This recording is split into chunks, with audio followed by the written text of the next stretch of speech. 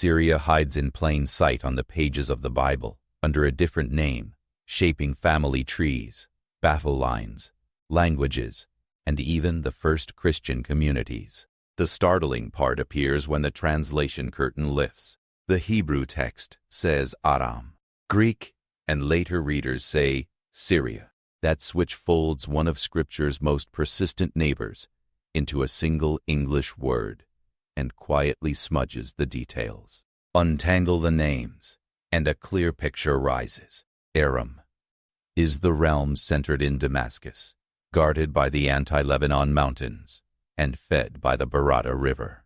Assyria sits far to the northeast, the iron-fisted empire on the Tigris, with capitals like Nineveh and Assur, two different powers, two different paths. And yet the sound of their names echoes so closely in English that whole sermons have been scrambled. The Bible's first Syrian is not a general or a king. He is a grandfather in a remembered confession that every Israelite farmer recited at harvest. Deuteronomy 26 says, "In the ritual of first fruits, a worshiper stands before God and declares, 'A wandering Aramean was my father.'" That line pulls the camera back to Mesopotamia, to Aram Naharaim, literally Aram of the two rivers. The family journey pauses there in Haran. Abraham's kin live there. Rebekah comes from there. Laban the Aramean presides over Jacob's marriages, arguments, wages, and long return. Israel's ancestral story carries an Aramean imprint from the start. The old Table of Nations in Genesis even stretches Aram's line back to the earliest chapters, listing Aram as a son of Shem with clans like Uz, Hul, Kether, and Mash. The text maps a network of Aramean groups across the northern crescent of the Fertile Crescent that will keep appearing: Zobah, Beth-Rehob, Makkah, Geshur, Hamath, and of course Damascus, the jewel in the plain. Then the Bible shifts from tents to trumpets. When David becomes king, Aram is not just family. It is a belt of powers that can choke the roads north and east. 2 Samuel 8 describes David striking Hadadezer, son of Rehob, king of Zobah, as he moves toward the Euphrates, and the Arameans of Damascus rush to help Zobah only to be cut down. David puts garrisons in Aram of Damascus and takes golden shields and a famous bronze hall from the Aramean city of Tebah and Berothai. Chronicles retells the same list, with parallel numbers and little differences only scribes notice. Either way, the message lands. Israel under David sits on top of the trade lanes Aram once taxed. The peace never lasts in those hills for long. In 2 Samuel 10 and its parallel in 1 Chronicles 19, the Aramean coalition returns, with chariots and mercenaries. Joab splits his forces on two fronts. David arrives and the Aramean lines buckle. The ancient writers memorialize tallies with round numbers. 700 chariots versus 7,000 in different books, and both point to the same outcome. The kings of Aram submit and stop helping the Ammonites, at least for a moment. Aram's memory remains in Israel's royal family as something more intimate than a military campaign. David's son Absalom is born to Maacah, the daughter of Talmai, king of Geshur, an Aramean kingdom east of the Sea of Galilee. After Absalom kills Amnon, he flees to Geshur for 3 years. Family lines in the palace run north into Aram as easily as they run south to Judah. Solomon knows Aram from trade ledgers. 1 Kings 10 notes the traffic in horses and chariots through royal brokers who sell to Canaanite and Aramean kings. The road north toward Hamath and east toward Zobah hums with commerce. It also hums with gods and names. Hadad, the storm deity whose name lives inside royal titles, like Ben-Hadad, son of Hadad. The memory of that god and that name will keep ringing for generations, appearing on royal treaties, war boasts, and stone steles dug up by archaeologists along the slopes of the Orontes and the plains south of the Euphrates. Most readers flip past the patriarchal journeys and the court histories and miss a simple link. Syria in the Bible is almost always Aram, and Aram is both family and rival. The prophets never speak to a stranger. They speak to a neighbor with the same desert wind in the mouth, and the same mountain snow melting into life-giving streams. The shock arrives when the narrative returns to Damascus, in the age of the divided kingdom, not as a vassal, not as a slave, but as the Alpha city that turns and bites. Aram Damascus steps onto the center stage. Soon after Solomon's death, Ben-Hadad rises in Damascus around the early 9th century BCE, and Judah's king Asa makes a desperate calculation, recorded in 1 Kings 15 and 2 Chronicles 16. Asa takes silver and gold from the treasuries of the temple and the palace and sends them north as a bribe to Ben-Hadad.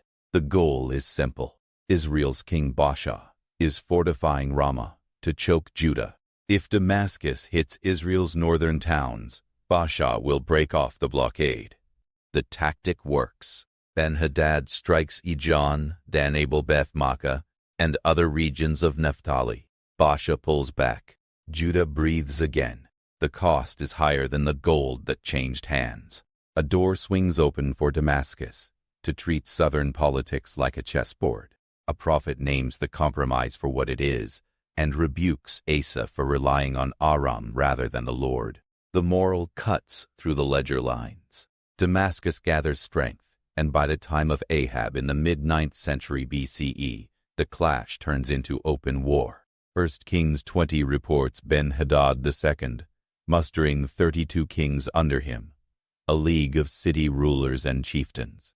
He marches against Samaria and demands surrender.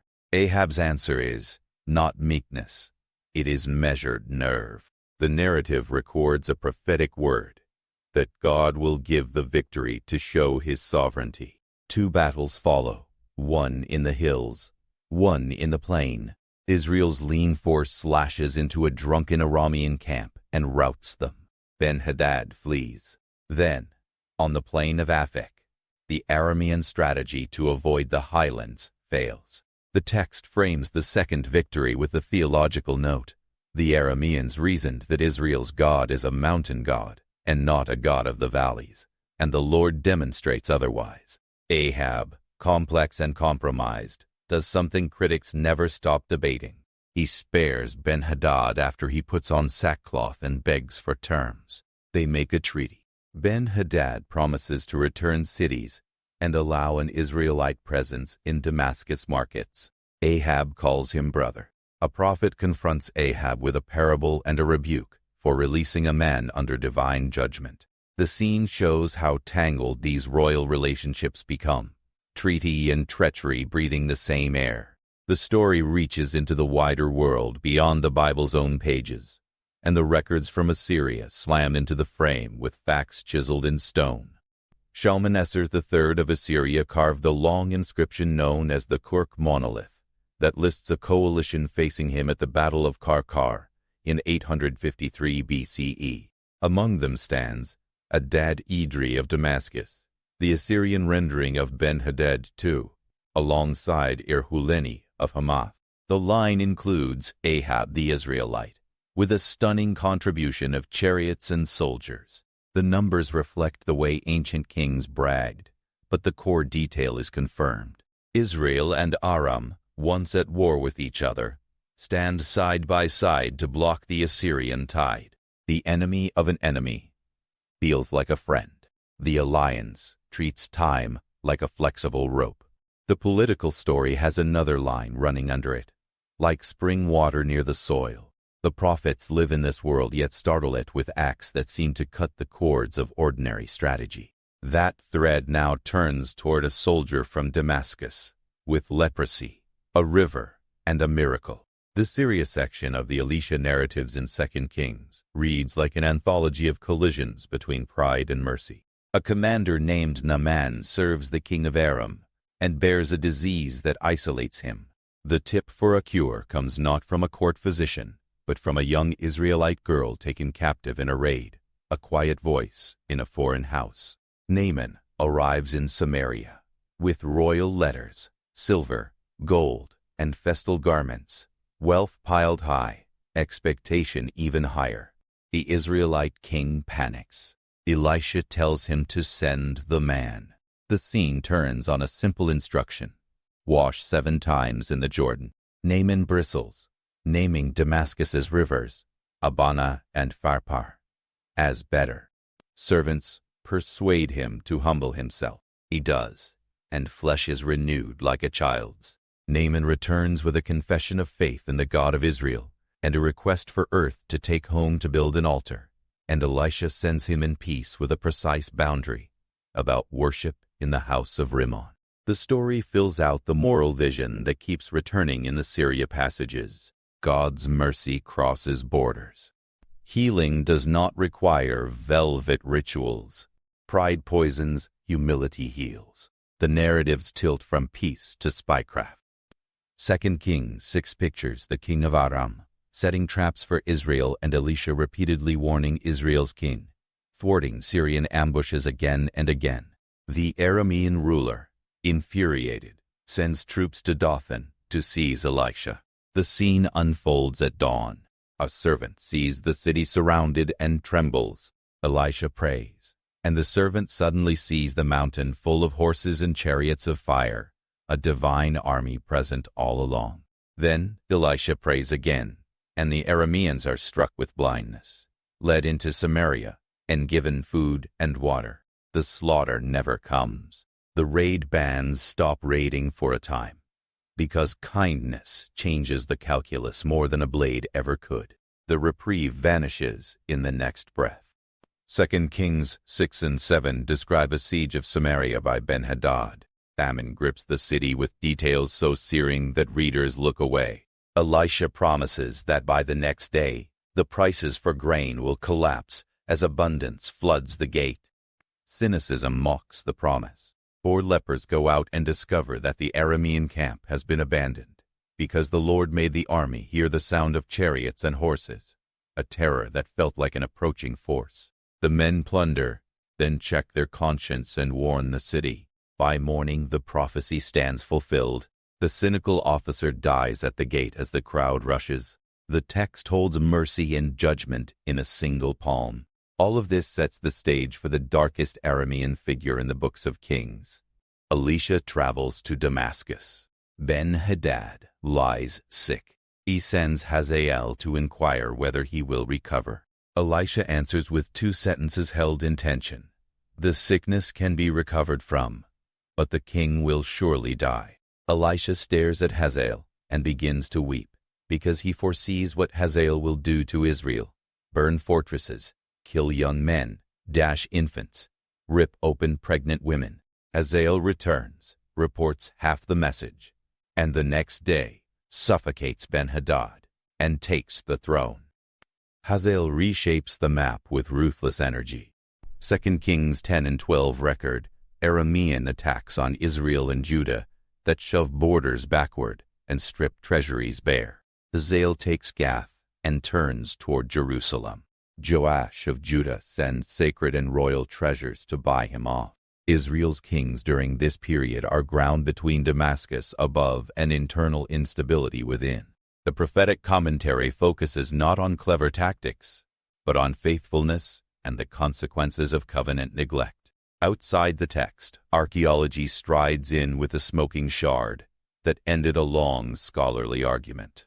In 993 and 1994, fragments of a basalt stele were discovered at Tel Dan in northern Israel, inscribed in Aramaic, probably commissioned by Hazael or a vassal. The fragments boast of striking down the king of Israel and the king of the house of David, naming that dynasty explicitly. The inscriptions match the silhouette of events in 2 Kings 8 and 9, when Joram of Israel and Ahaziah of Judah fall in the swirl of war and coup. The exact details remain contested and complex among historians, but the core alignment stands as a rare anchor between the biblical narrative and a contemporary Aramean voice. Assyrian records illuminate the same decades with hard edges. The black obelisk of Shalmaneser III depicts Jehu, or a representative of his realm, bowing before the Assyrian king, and paying tribute. The scene shows how the threat from Damascus and the pressure from Assyria squeeze Israel in opposite directions. Meanwhile, in Aram, Hazael fights a long defensive war against Assyria. He holds Damascus against Shalmaneser's campaigns, but the strain drains the region. After Hazael's death, his son, often named Ben-Hadad III in modern histories, proves weaker. Israel's Jehoash defeats him 3 times, just as Elisha had prophesied with the arrow-striking sign, and Jeroboam II after that recaptures territory. In another corner of the map, the Zekur stele from Tel Ephes preserves the story of an Aramean king named Zekur, besieged by a coalition that includes Bar-Hadad, son of Hazael. Zakur credits deliverance to his god Hadad. The inscription sketches a world of competing Aramean polities, not one monolithic Syria. Damascus dominates, but it is not the only Aramean voice.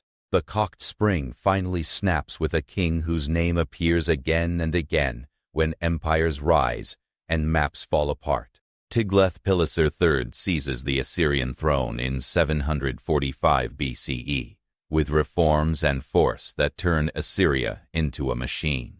The next 10 years replay a script in which stubborn local powers fall one by one, and exiles march like dark rivers. The fall of Damascus is bound up with a desperate gamble in Judah and Israel. Around 734-732 BCE, Rezin of Damascus and Pekah of Israel form an anti-Assyrian coalition and pressure Judah's king Ahaz to join or be replaced. 2 Kings 16 and Isaiah 7-8 collect the episode often called the Syro-Ephraimite War. Rezin and Pekah attack Judah. Ahaz refuses their coalition and instead sends a plea in tribute to Tiglath-Pileser. The strategy is to trade independence for survival. Isaiah stands at the conduit of the upper pool on the highway to the washer's field and tells Ahaz to stand firm, not to fear these smoking firebrands. He promises a child sign, Emmanuel, and declares that before the child knows how to say father or mother, the wealth of Damascus and Samaria will be carried off by the king of Assyria. Ahaz makes a different choice. He goes to Damascus to meet Tiglath-Pileser and sees an altar. He sends its design back to Jerusalem, and his priest builds a copy. He shifts offerings to this Aramean-styled altar and rearranges sacred furnishings. The text treats the act as a spiritual fault line. Meanwhile, the Assyrian assault smashes the coalition. Tiglath-Pileser takes Damascus, kills Rezin, and deports its people to Kir, a detail that matches earlier prophetic threats in Amos 1, which had named exactly that fate for Damascus. The year lands around 732 BCE. The oracle concerning Damascus in Isaiah 17 frames the fall in language of desolation and gleanings. The harvest left so thin that only a few olives cling to the highest branches. Assyrian administration recarves the political landscape. The region is parceled into provinces. Deportations empty neighborhoods and import other peoples to keep rebellions from finding roots. The world speaks more and more Aramaic, since the conquerors use it as a lingua franca across their territory. Ironically, the language of Aram survives and spreads even as Aram's kings are dragged away in chains. The language detail blossoms into one of the most overlooked truths about Syria in the Bible. Parts of Scripture are written in Aramaic. Daniel switches into Aramaic in 2:4 and runs through 7:28. Ezra preserves Aramaic correspondence in chapters 4-6 and 7. A single line in Jeremiah 10:11 tells a world captive to idols to see the truth in Aramaic words. Centuries later, when Assyria falls and Babylon rises and then falls to Persia, Aramaic remains on the lips of merchants, artisans, soldiers, governors, and priests. Even when Greek takes over as the prestige language after Alexander, Aramaic breathes in the streets. The words on Jesus' lips include Aramaic phrases: Talitha kum, to raise a girl, Eloi, Eloi, Lama Sabachthani from the cross, and the intimate Abba. When the Assyrian spokesman, the Rabshakeh, stands outside Jerusalem's walls in 701 BCE, Hezekiah's officials ask him to speak in Aramaic, so the people on the wall will not understand, and the official defiantly replies in the people's tongue. The Aramean voice that once called soldiers to war now reads letters and legal decrees across empires. The prophets keep turning their faces toward Damascus even after its fall. Amos 1 indicts Damascus for threshing Gilead with sledges of iron. Jeremiah 49 sighs that Hamath and Arpad are confounded, and says Damascus has become feeble. The names collect into a network.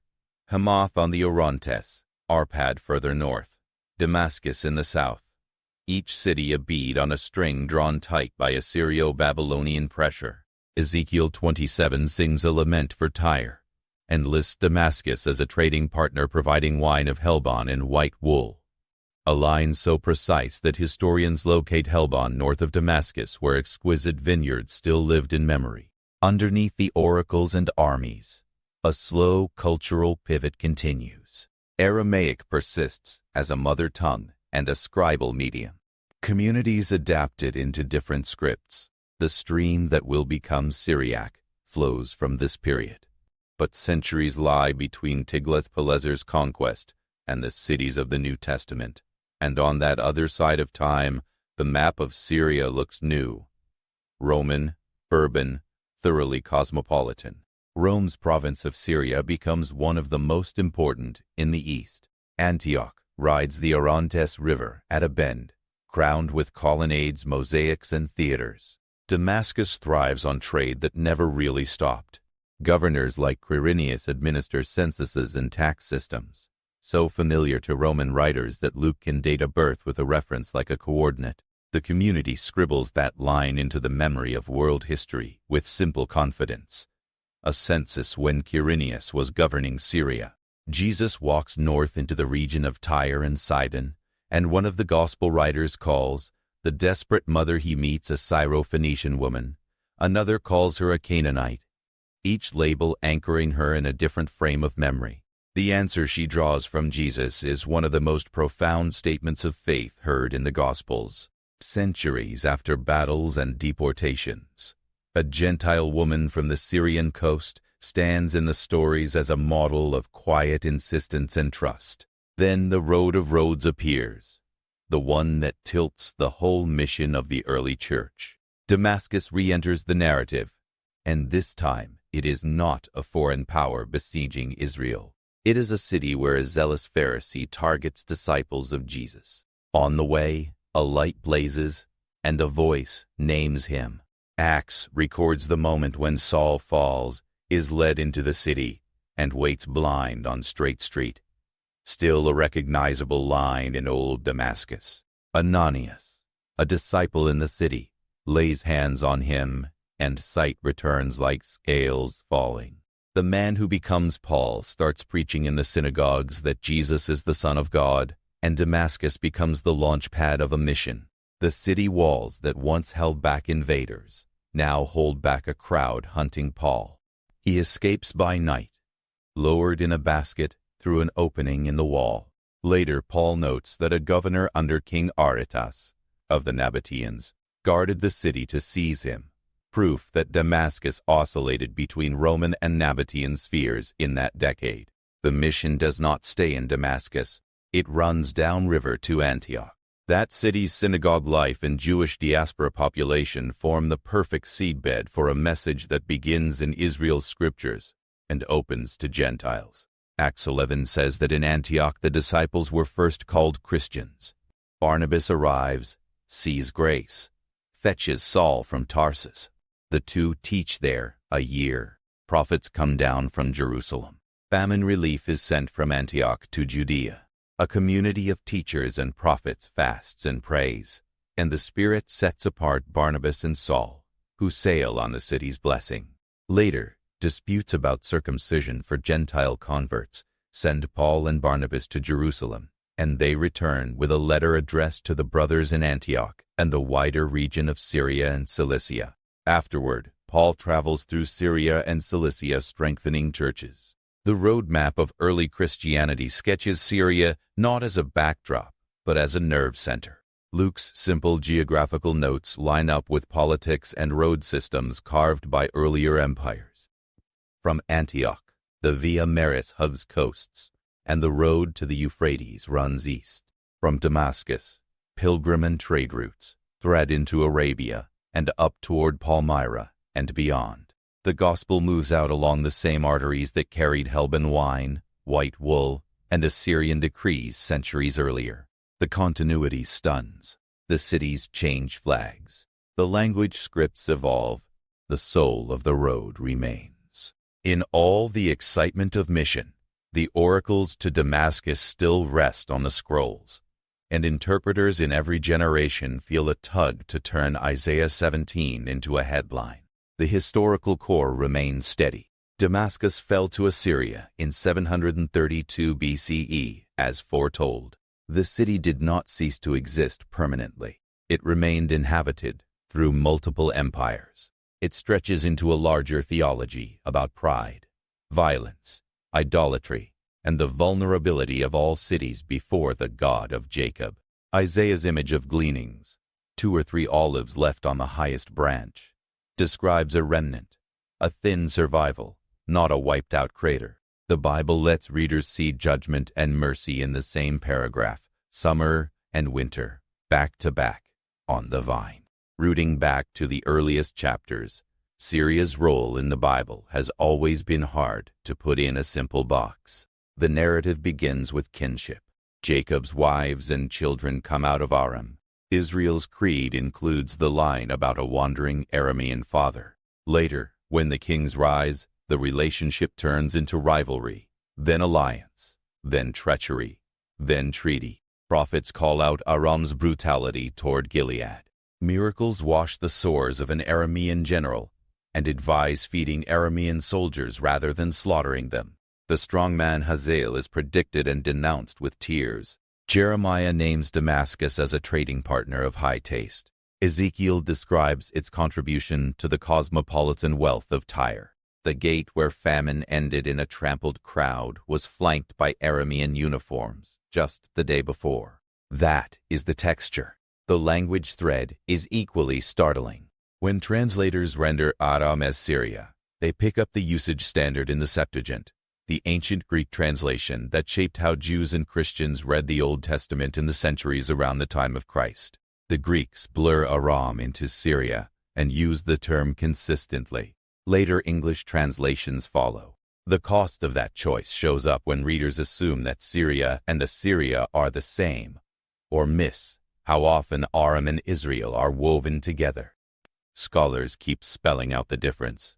Aram, or Aram Damascus, is the local northwest Semitic kingdom centered at Damascus. Assyria is the imperial power on the upper Tigris that overran Damascus and Israel. The difference is not pedantic. It is the difference between a neighbor's front door and an empire's capital. Each time the narrative brushes Damascus, it reminds readers that Israel's story is told in the presence of other nations God also weighs and judges.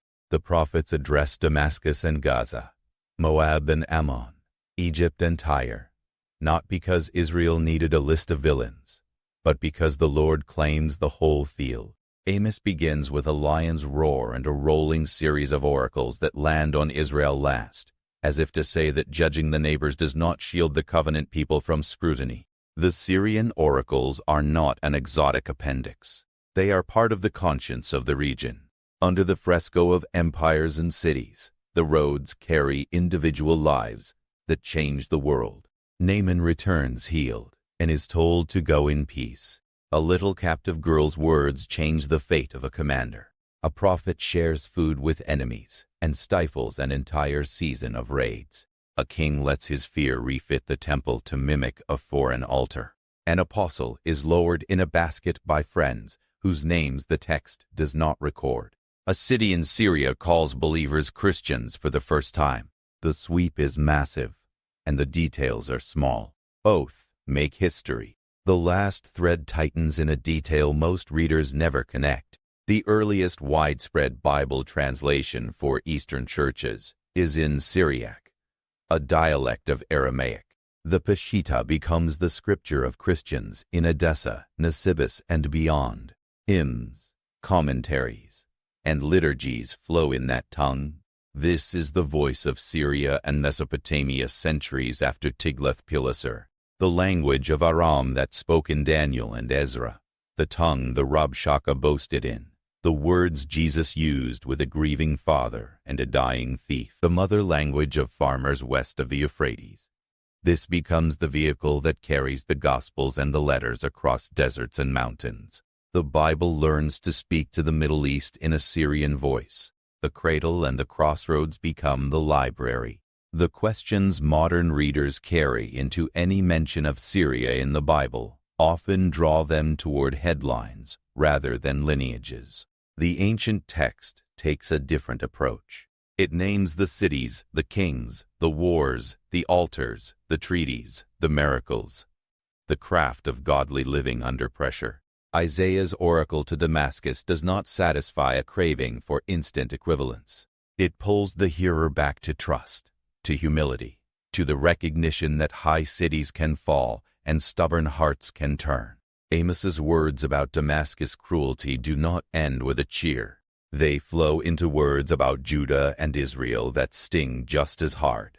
The God of Scripture holds Aram and Israel to standards of justice because both live under his sky. Syria in the Bible, under its older name Aram, teaches readers how interlaced the region's peoples are. It shows that God's purposes are carried out not only through Israel's prophets and kings, but also through the turning of Aramean thrones, the spread of Aramaic scribal habits, the merciful acts given to soldiers from Damascus, and the line of a church calendar in Antioch. The path of world history runs through Damascus again and again. Abraham passes nearby. David marches past. Elijah anoints Hazael in the prophetic mandate. Even if Elisha embodies the moment, Tiglath-Pileser crashes through. The exiles trudge by. Jesus' voice echoes in a tongue that grew in Aram. Paul encounters light on the road beyond the city's gates. Antioch lays hands on men who carry the gospel to the edge of the map. That is the truth that startles. Syria is not a marginal footnote in the Bible. It is a recurring character in the story that begins at Haran and reaches out to the ends of the earth. Its language slips into the very text of Scripture. Its kings become foils, its commanders objects of mercy, its markets woven into prophetic laments and royal trade tallies. Its fall under Assyria becomes a signpost in Isaiah's poetry. Its roads become the pathways of the apostolic age. The impulse to flatten Syria into villain or victim or cipher falls apart in the fine print of the Bible. Instead, the text presents a neighbor whose presence presses Israel to decide, again and again, whom to trust. It presents a family connection remembered on holy days and a military rival sharpened over decades. It presents a voice that becomes the best tool for telling the story of Jesus in the East. The shock fades, and what remains is a sense of awe at the endurance of places and the movement of words. From the fertile Ghouta oasis to the stone outlines of Antioch's streets, from the Assyrian annals to the Syriac hymns, from Laban's house to Straight Street, the Ark holds. Names shift.